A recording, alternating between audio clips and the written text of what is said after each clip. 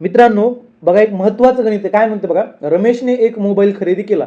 त्याने 1/6 किंमत UPI व 1/6 किंमत रोख दिली, बरोबर. तर काय म्हणते बघा, रमेशने UPI एक मोबाईल घेतला त्यानं, तर त्यानं त्याची किमतीची 1/6 हिस्सा त्याने UPI दिला आणि कॅशने किती दिला, त्याने कॅशने दिला 1/3. तर अशा गणितामध्ये आपली किंमत किती धरायची, तर दोन्ही जे अपूर्णांक असतात त्यांचा छेद बघायचा, त्यांच्या पटीतील घ्यायची, म्हणजे आपला काटाकाटी करायला सोपं जातं. तर बघा पुढे काय म्हणते, शिल्लक रक्कम 1 वर्षानंतर देण्याचे ठरले. तर शिल्लक किती असते ते आपण काढून घेऊया. पुन्हा काय म्हणते, व्याजाचा दर 10% दर साल असेल तर त्याने व्याज 6,000 भरले तर मोबाईलची मूळ किंमत किती होती. सोपं आहे बघा. पहिल्यांदा आपण मोबाईलची आपल्या रेशोमध्ये किंमत धरू. किती, 6 आणि 3च्या पाड्यात कोण येतं बघा, आपण 18 धरू. सोपं आहे, बरोबर. तर 18 धरलं, साहित्रिक 18.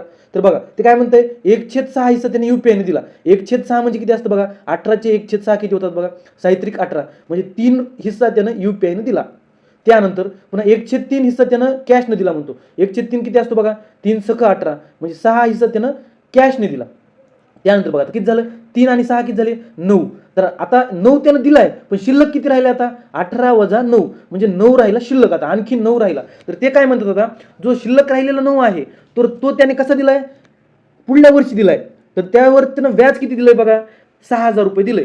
6,000 रुपयाचं व्याज दिलंय त्यानं, किती, 10%. किती, 10%. तर आपल्याला मुद्दल काढावं लागेल. मुद्दल किती असतं नेहमी, 100% असतं, बरोबर आहे. 10%ची व्हॅल्यू 6,000, तर 100%ची नक्कीच किती असणार, 60,000.